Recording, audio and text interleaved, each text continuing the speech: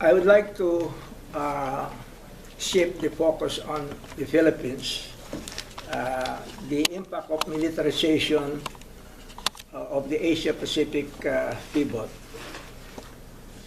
We all know that on November, I think it was 2011, President Obama made a speech before the Australian Parliament where he proclaimed that as a Pacific nation, the U.S. will play a larger and a long-term role in shaping this region and its future.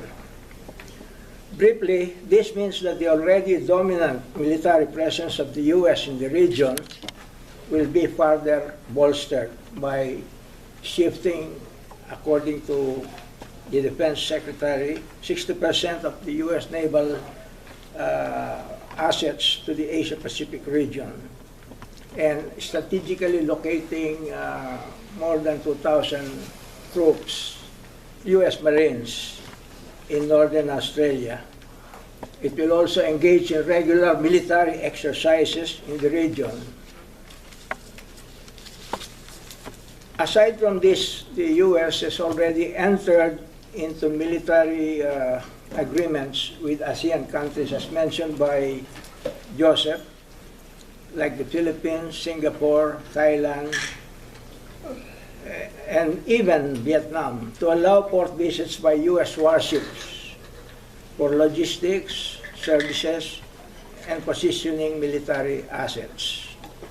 But even prior to the pivot, the U.S. is already the dominant military power, not only in the Asia-Pacific, but in the entire world. Now, let me now focus on a particular country, the Philippines. In many respects, the U.S. has never left the Philippines. Even after the granting of formal independence in 1946, the U.S. saw to it that its interests, economic, political, military, are secured and kept intact. Economically, the Philippines was pressured to change its constitution to grant equal rights to American businessmen as those enjoyed by Filipino citizens. The Bell Trade Act was passed by the U.S. Congress, which tied the Philippine economy to the United States as a supplier of raw materials, cheap labor power, and as a market for manufactured goods. So it kept the Philippines at a great disadvantage, and as a result, the economic growth became retarded.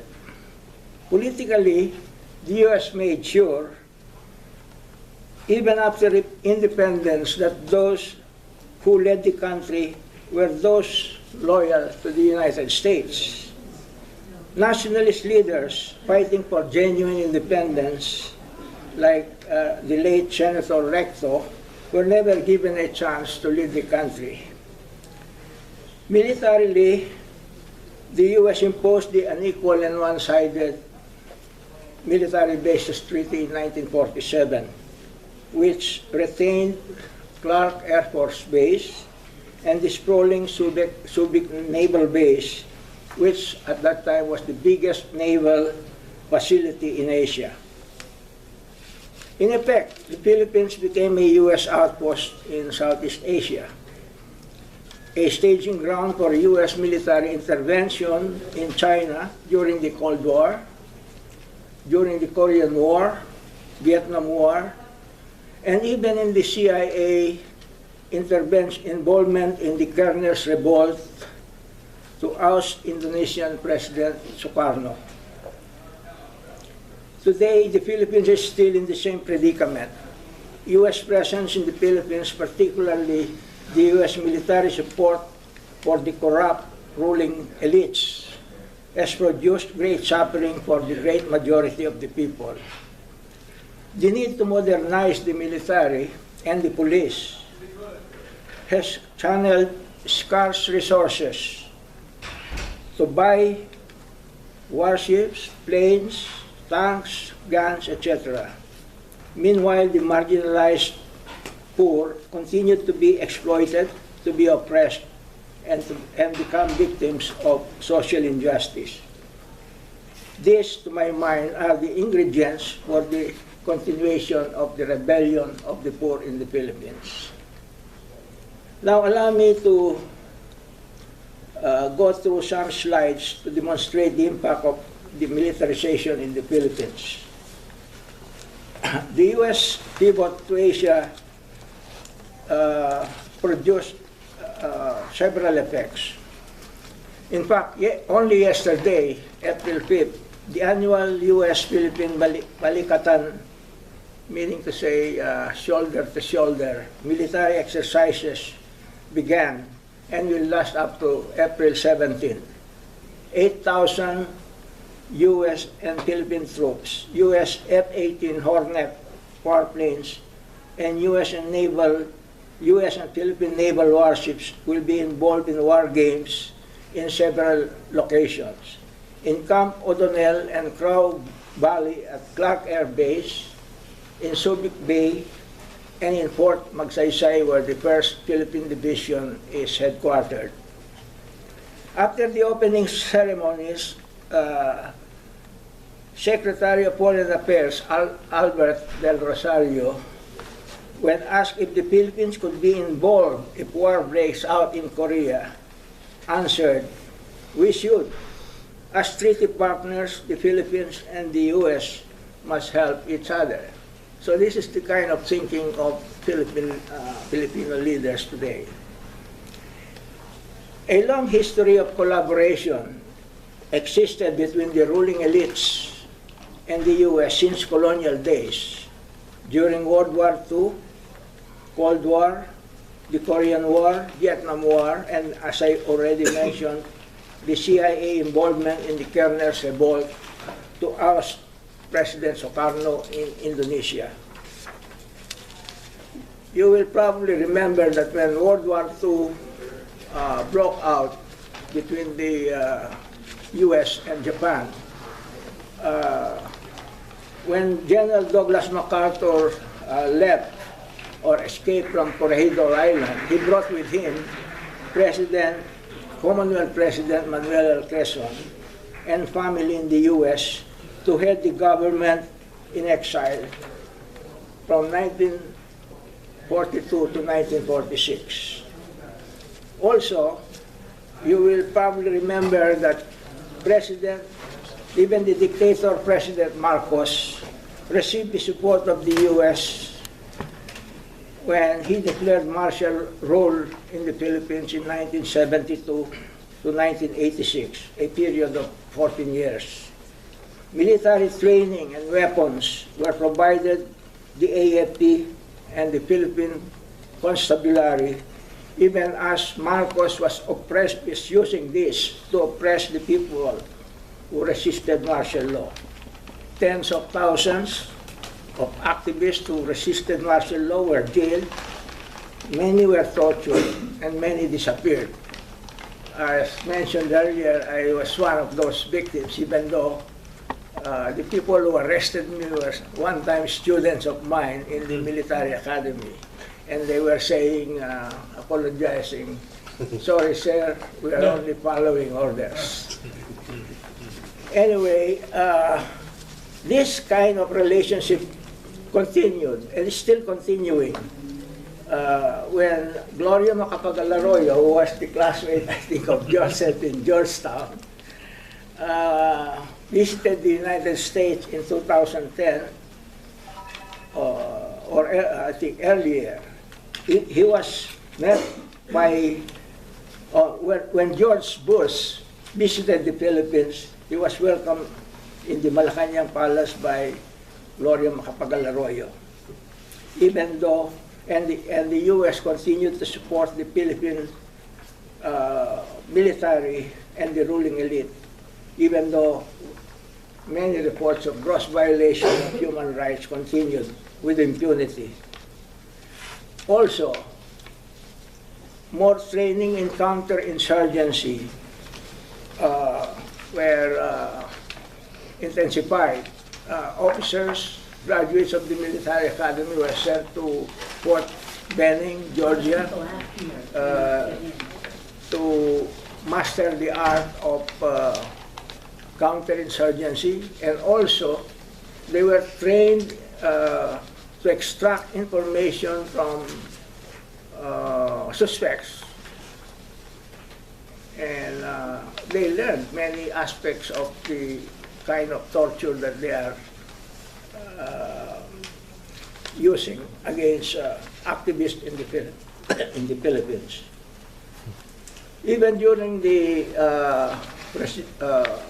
presidency of Obama, when Gloria Arroyo was still the president, he received her and was insinuating that perhaps the Philippines could help the U.S. with ASEAN diplomacy, to be the point man in ASEAN. Now, today, the Aquino government, who is the second Aquino president, the son of Corazon Aquino, who was the president after Marcos, continues this pattern of dependency and subservience to U.S. foreign policy. In fact, it became worse as far as militarization and the bases are concerned.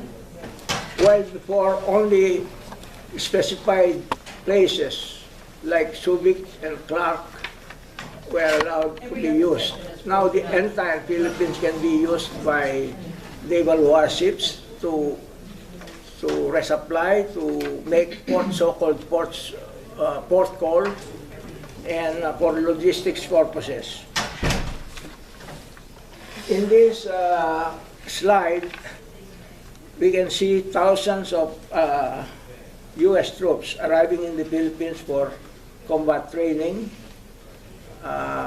which started yesterday. Also, aircraft carriers escorted by destroyers and frigates from their home base in Pearl Harbor are often seen entering the Philippine Sea. The USS Decatur is seen here in the picture at Manila Bay just last month. US F-16 Falcon taking off at Clark Air Base. In other words, the US can now use Clark without the necessity of upkeeping and maintaining it. It's at the expense of the Philippine government, and they can use it freely. We can see U.S. Marine Chinook helicopters taking off from a Philippine Air Force base. But now, as I said earlier, the U.S. can use whatever airfields they would like to use in the Philippines. They can use whatever ports in the whole Philippines. The USS Frank Gable, a submarine tender, is seen here anchored at Cebu City in central Philippines. This was only last March 22. The U.S. aircraft carrier, USS George Washington, is seen here anchored in Manila Bay. They make frequent visits to Manila where they resupply for provisions, and their officers and men take their rest and recreation in the bars and motels in Manila. Now, the link of the Asia-Pacific pivot, I think I will discuss it here. In return for all these privileges, the U.S. is supposed to be training military forces. They train them, they send U.S. Marines, they send U.S. Special Operation Forces, teaching Filipino soldiers how to fight and kill Filipino guerrillas. Their common excuse for doing this is, of course, to train Filipino soldiers and to conduct humanitarian and disaster relief. But this is in violation of the Philippine Constitution, because Article 18, Section 25 of the Philippine Constitution states, and I quote, "After the expiration in the 1991 of the agreement between the Republic of the Philippines and the United States of America concerning military bases, foreign military bases, troops, or facilities shall not be allowed in the Philippines except under a treaty concurred in by the Senate, the Philippine Senate, and the United States Senate." But the United States Senate did not ratify the Visiting Forces Agreement because it was not a treaty, they say. It was an executive agreement. So in effect, the so-called Visiting Forces Agreement is not valid. And it has been challenged in the Supreme Court several times, but the Supreme Court ruled that there is still the Mutual Defense Treaty between the U.S. and the Philippines, and these forces anyway are only visiting. So under the guise of visitors, but they are really permanently based, the 600 Special Operation Forces based in Mindanao are not in their own base, but they are based inside the Armed Forces of the Philippines, Camp Navarro in Zamboanga City. They are protected by Philippine soldiers, and they are there, you know, having a free stay. But they also say that they are only there for training, but many instances they were found to be escorting Philippine troops engaged in combat, providing military intelligence. And I suspect they are also employing drones as intelligence gathering sources. Dante, I'm sorry. We have a problem. It's not your problem. Evidently, all the other workshops stopped at 3, even though they started 40 minutes late. How much longer do you need to finish? 5 minutes. 5 minutes? Okay.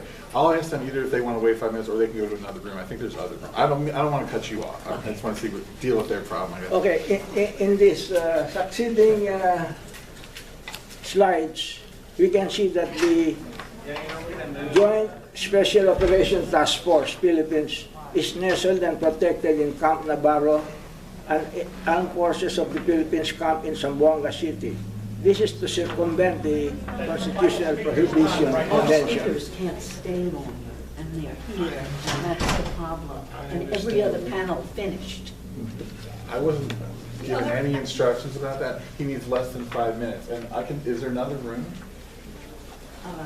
Phyllis was saying there might be another room. Dante, you can wrap up. Just go through Yeah, the is there any slides. room? They told us to shorten by only 10 minutes, and we are. It's just that somebody else wants to shorten by 30 minutes instead of 10. So anyway, the succeeding slides only shows, demonstrates illustrates what I have been saying, that the U.S. Joint Special Operation Task Force are deeply embedded in the Philippines permanently, although they say that they rotate them just to circumvent the prohibition in the Constitution. Anyway, we can see in this one how it impacts on the Filipino peasants and workers demanding land, food, and justice, because the Philippine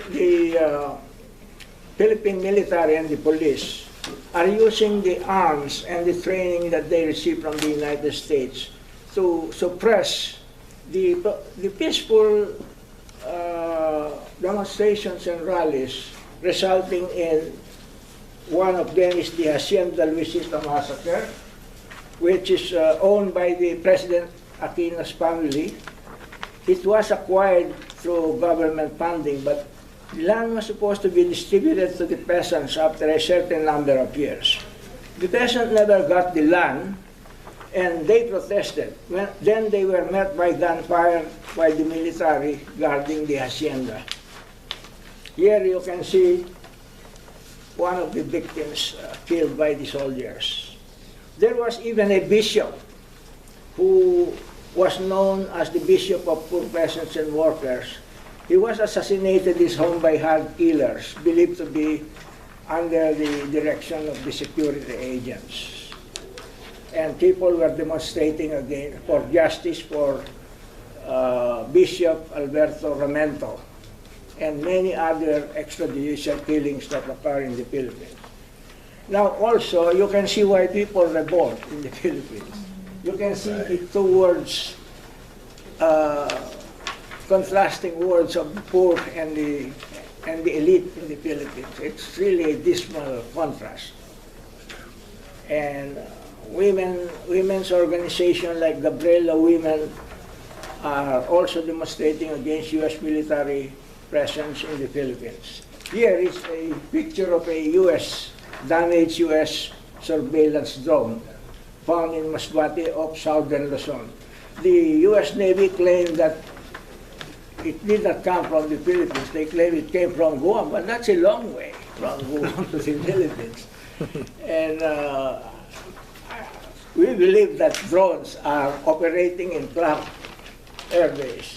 Here, protesters were demonstrating against the presence of drones in the Philippines. And finally, we have also demonstrations against the yearly Balikatan U.S. military exercises and the visiting forces agreement. So that illustrates the kind of things that are happening in the Philippines because of, not only because of the pivot in Asia, but because of the long-standing unequal relationship between the U.S. and the Philippines, as I already mentioned earlier. Thank you. So I'm sorry about a little bit of the ruckus. I don't know if they made an announcement that no, we didn't get, that we were 40 minutes late, but they were supposed to end on the original time. So evidently the other workshop sessions are starting now. So I'm going to suggest, unless the group has a lot of questions, or if you want to talk to any of the panelists individually, that we probably should dispense with questions so that people can get